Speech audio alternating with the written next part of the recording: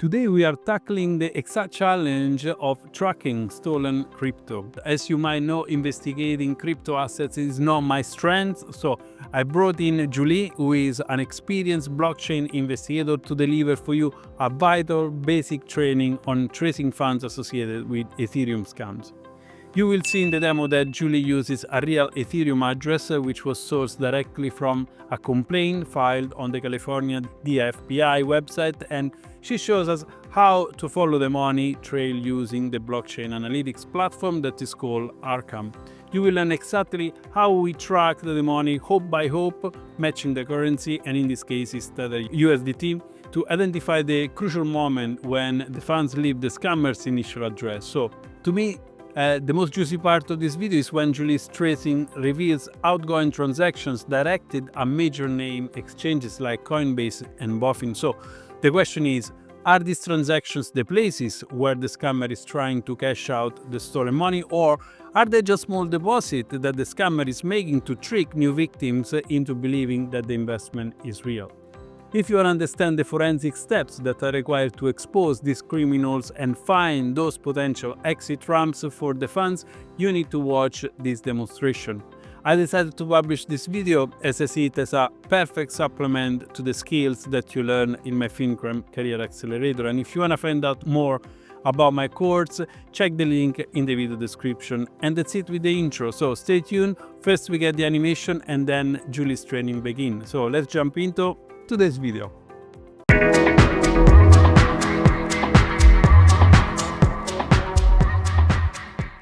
So we're going to do a little primer, really basic tracing for using an Ethereum address. And right now I'm at a California website, and this website, DFPI, is where people have filed complaints about how they've been scammed, unfortunately. And this one, we're gonna choose this one. It's OX, and this long string of numbers and letters. And I know, because it starts with OX, I know it's Ethereum based, and so I know that I can either use Arkham or Etherscan to trace. Today I'm going to show you using Arkham because I think it might be an easier format for you to view. Okay, so I'm going to copy and paste this number, and I'm going to head over to Arkham. And then you're going to move to Intel, and then you're going to pop your address in here, okay? And we're going to make it easier for us to know when the transaction happened. So we're going to go to this little clock and we're going to switch it to, and so that it's going to show us exact date and time, which is what we need. Okay, so for this address, we don't see that many transactions. Okay, so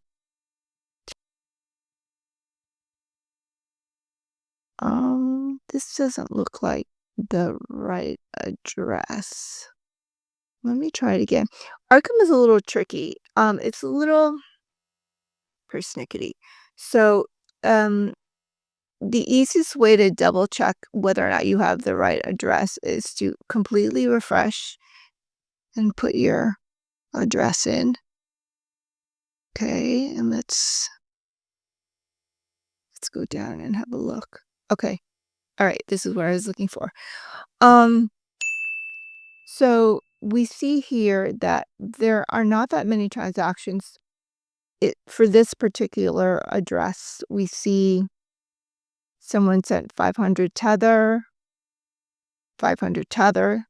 someone sent 486 in ETH. Maybe that was just, like a test. 1,000 Tether went out. Someone sent 346 in ETH. 248 was sent in Tether.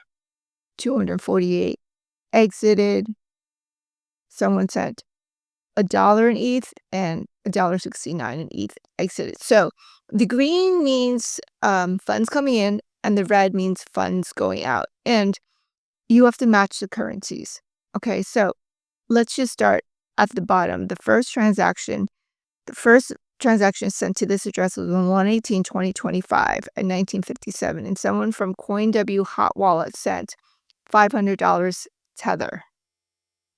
And then the following day, the scammer convinced someone else to send 567, also Tether.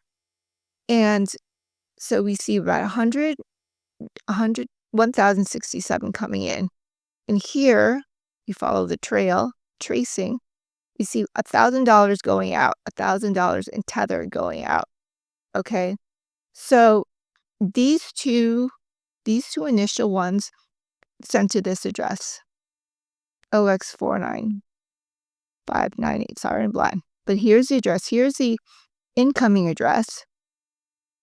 And here's the same incoming address here. It's the same. These numbers, these addresses match.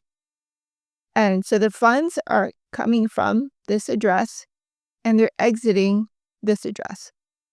And we want to keep note of the time, 1:24:25 at 5:46 a.m. So what we're going to do is we're going to copy the from address. And then we want to stay on this page so we can refer back to it because I have a terrible memory. I want to keep this page so I can refer back to it in case I get lost when I jump to the sending address. So in order to keep this page, I'm going to hold down the command button and I'm going to press here and it's going to open up another page. And this page that is opened up here, this is the sending address. So here's this page will be the from address and this page will be the second hop, the second address. So we're going to open it up. And again, we're going to switch to date and time so we can find the correct transaction. And we're going to scroll down and then we see that we're in August 2025 and that's too far ahead. We want to trace back to this date, January 4 at 5:46. So in order to do that, I can do it page by page, but that's going to be time consuming. So I'm going to jump ahead. I'm going to cheat. I'm going to jump ahead.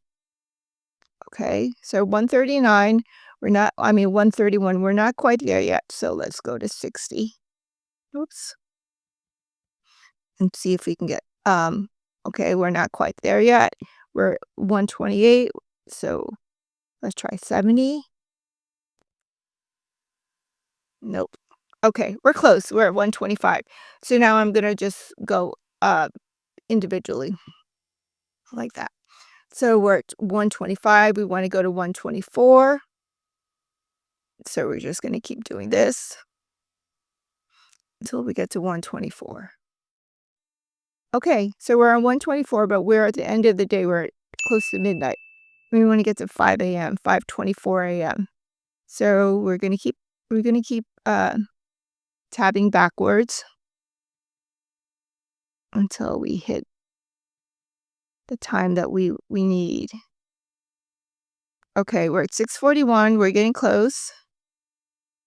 6:30 in the morning. 5:52. Here we are. Okay, we're at 5:46. And remember when I was on this page, I copied this address. This is a from address. This is where the funds originally came into. I'm going to copy it again and come to the second hop, and I'm going to do command find. I'm going to put it in, and there we go. 1,000K. 124, 546, 23. USDT Tether, 1,000. And we can double check our work. And here it is again, 124, 546, 23. 1,000K Tether. Okay, so this is where the funds jump to. Okay. Oops. Let me just highlight it again. But we want to know where the funds exited. So in order to find out where the funds exit, we have to move forward in time. And we're going to press this button. Now, keep in mind, we're looking for, ideally, we want to see 1,000K Tether. It doesn't always work that way because people break up transactions, but that's what we're looking for, around 1,000K Tether. So we're going to move forward in time. And we're going to look for red. And we see red here, but these are not the correct transactions because you see they're ETH, and we're looking for Tether. So we're going to keep going. Still ETH. Okay, these are also not the right transactions because these are circle and these are incoming transactions. And we know they're incoming because they're green. And I will keep moving down to show you. These are still not the right transactions. So we're going to keep moving forward in time. And let's see. Nope, these are still incoming circle and outgoing ETH. Still not the right transactions. Okay, so now here we see a whole bunch of outgoing tether, and that's what we want. See these red USDT. These are all potential exit points. And we don't, number one, we don't know which one, but this one looks like a good match because it's the correct amount. And it's tether. And we see that it went to Coinbase deposit, but it could also have gone to all these other little ones. Let's see, we see Coinbase deposit, Bofin deposit, Coinbase deposit, crypto, Coinbase. And we have unlabeled addresses now. These deposits, these outgoing funds to these places, this is not exactly the scammer. It could be the scammer, but it also could be people who the scammer is trying to scam. Like these are inducement. These could be little inducement deposits into their fund to show them that their so-called investment is legit. So at this point, we don't know if these addresses here belong to the scammer or potential victims. We don't know anything. In order to know, we would have to subpoena all these exchanges. But this is a potential exit point for the money. And for other potential exit points, we would have to move forward to see if there are any other. But no, it looks like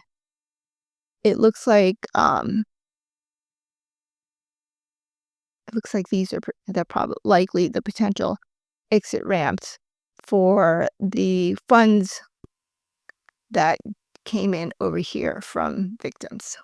I hope that was helpful. Another video, I will do the same transaction, but using Etherscan. Thank you. Bye.